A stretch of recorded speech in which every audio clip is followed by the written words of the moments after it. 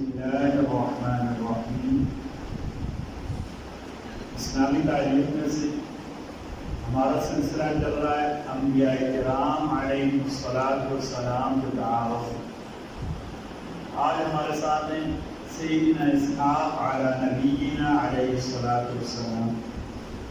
حضرت اسحاق علیہ السلام کی ولادت مبارک اللہ تعالیٰ کی بڑی شانی ہے، کیونکہ آپ کی پیدائش ایسے وقت میں ہوئی جب آپ کے والد حضرت ابراہیم علیہ السلام کی عمر 100 سال اور آپ کی والدہ حضرت سارہ کی عمر 90 سال ہو چکی تھی۔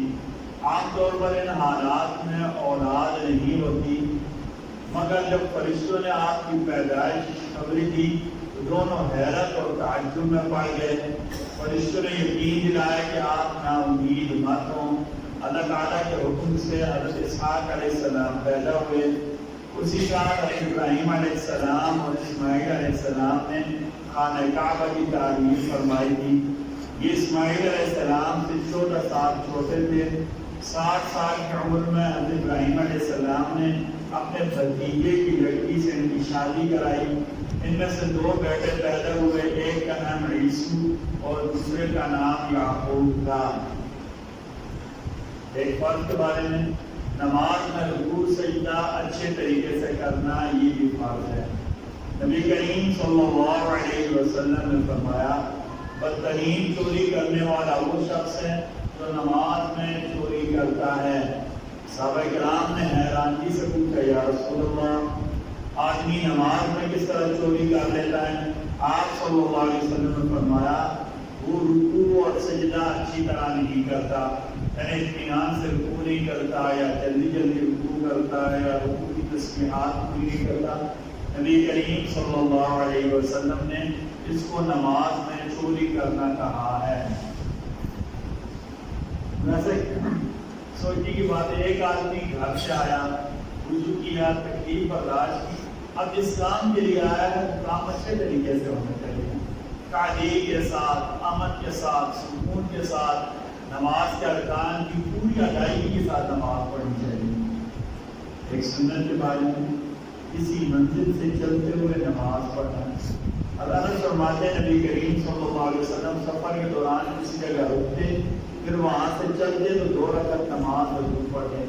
یعنی مثلا میں نے یہاں سے لاہور جانا ہے، میں جہلم میں رکا ہوں، اب بہتر یہ کہ جہلم سے دوبارہ چلتے ہوئے 2 رکعت نفل پڑھ لوں، میں کہ اللہ تعالیٰ میرا سفر خیریت کے ساتھ کروں۔ ایک فضیلت والا عمل، بری موت سے حفاظت کیسے ہوگی؟ سب سے بری موت ہے کہ آدمی کلمے کے بغیر چلا جائے، یا ایسے اعمال کے ساتھ چلا جائے جو اللہ اور اس کے رسول کے آنا پسندیدہ ہیں۔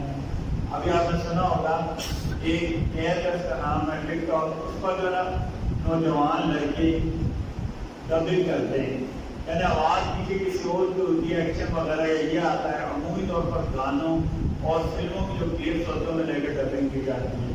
ایک بچہ تھا، اس کا نام تھا دانیال خان، وہ اس ایپ کا شہنشاہ تھا، کئی لاکھ اس کے لوگ فالوور تھے۔ راولپنڈی میں اس نے اپنی گاڑی 4 دوست اور پاس بٹھائے، یہ ٹک ٹاک ایپ جو ہے مقام کی گانا لگا ہوا تھا، اس میں وہ اپنے ایکشن کے لیے ہم نے کچھ دیر کا کلپ بنا کر کیا کہتے ہیں اپلوڈ کر دینا ہے۔ گاڑی سپیڈ سے چلائی، انہیں نظر نہیں آیا، ٹینکر کے نیچے ان کی گاڑی گھس گئی۔ اب گانے لگے ہوئے گاڑی میں گانے لگے ہوئے ہیں، ان کی جو آخری موبائل پہ بھی یہاں سے ویڈیوز بن رہی تھی، چاروں کے چاروں بچے جگہ پر ہی مار گئے۔ نبی کریم صلی اللہ علیہ وسلم بھی موت کو راحت مانتے تھے، تکلیف کی موت سے آپ صلی اللہ علیہ وسلم پناہ مانگتے تھے۔ تو بری موت سے حفاظت کیسے ہوگی؟ نبی کریم صلی اللہ علیہ وسلم نے فرمایا صدقہ یعنی اللہ کی راہ میں دینا اللہ کے غصہ کو ٹھنڈا کر دیتا ہے اور انسان کو بری موت سے محفوظ رکھتا ہے۔ ہم کہتے ہیں نا آج کا دیا ہوا کام آیا ہے، یہ صدقہ دینا، اللہ کی راہ میں دینا، ٹھیک ہے، یہ انسان کو بری موت سے محفوظ رکھتا ہے۔ ایک گناہ کے بارے میں، ماں باپ پر لعنت دے دینا۔ نبی کریم صلی اللہ علیہ وسلم نے فرمایا گناہ میں سے سب سے بڑا گناہ یہ ہے آدمی اپنے ماں باپ پر لعنت کرے۔ صحابہ کرام نے کیا رسول اللہ کوئی بندہ اپنے ماں باپ پر کیسے لعنت بھیج سکتا ہے؟ آج صلی اللہ علیہ وسلم نے فرمایا اس طرح کہ جب کسی کے ماں باپ کو برا بھلا کہے گا وہ بھی اس کے ماں باپ کو برا بھلا کہیں گے۔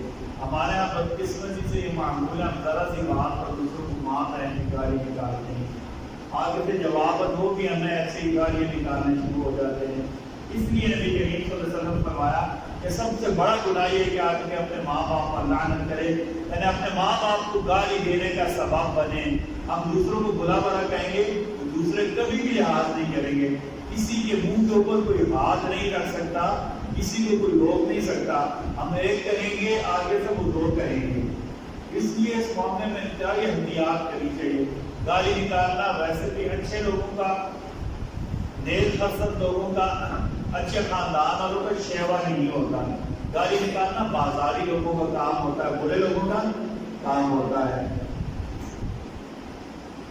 ان پہ نبوی سے علاج حلیلہ، جس کو ہم حلیل کہتے ہیں اپنی زبان میں، بیماریوں کا علاج۔